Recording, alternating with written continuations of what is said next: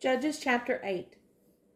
And the men of Ephraim said unto him, Why hast thou served us thus, that thou calledst us not, when thou wentest to fight with the Midianites?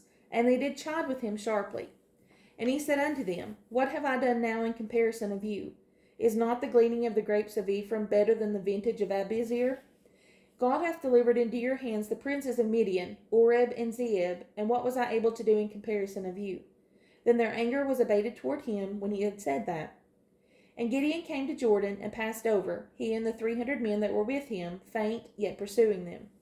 And he said unto the men of Succoth, Give, I pray you, loaves of bread unto the people that follow me, for they be faint, and I am pursuing after Zebah and Zalmunna, kings of Midian.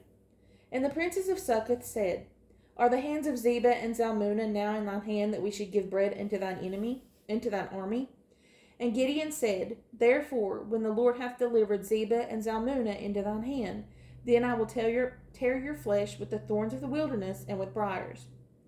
And he went up thence to Penuel, and spake unto them likewise. And the men of Penuel answered him as the men of Succoth had answered him.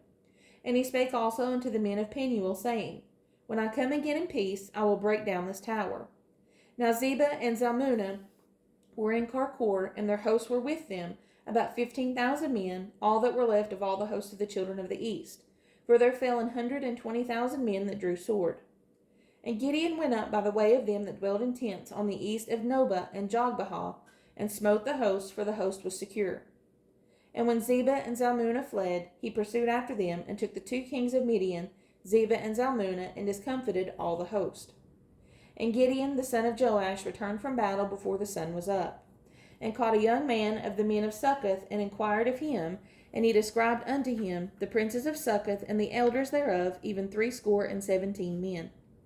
And he came unto the men of Succoth, and said, Behold, Zebah and Zalmunna, with whom ye did upbraid me, saying, Are the hands of Zebah and Zalmunna now in thine hand, that we should give bread unto thy men that are weary?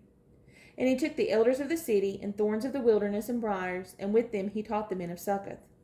And he beat down the tower of Penuel, and slew the men of the city. Then he said unto Zebah and Zalmunna, What manner of men were they whom ye slew at Tabor? And they answered, As thou art, so were they. Each one resembled the children of a king.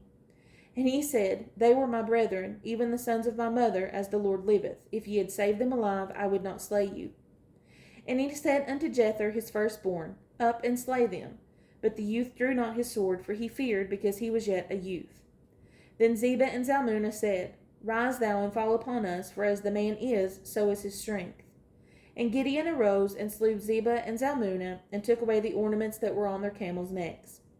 Then the men of Israel said unto Gideon, Rule thou over us, both thou and thy son's son also, for thou hast delivered us from the hand of Midian.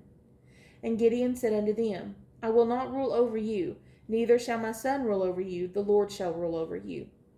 And Gideon said unto them, I would desire a request of you, that you would give me every man the earrings of his prey, for they had golden earrings, because they were Ishmaelites. And they answered, We will willingly give them. And they spread a garment, and did cast therein every man the earrings of his prey.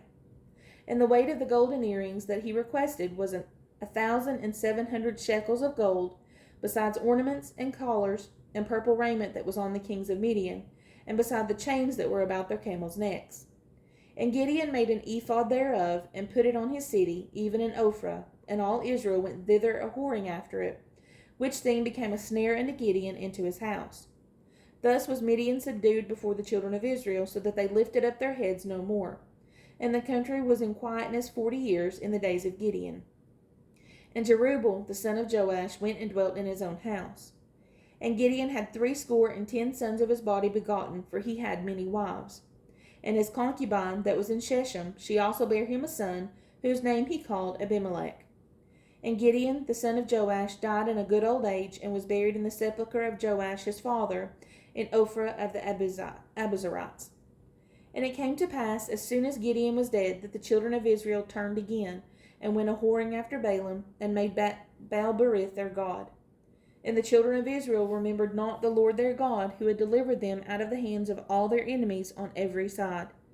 Neither showed they kindness to the house of Jerubbaal, namely Gideon, according to all the goodness which he had showed unto Israel.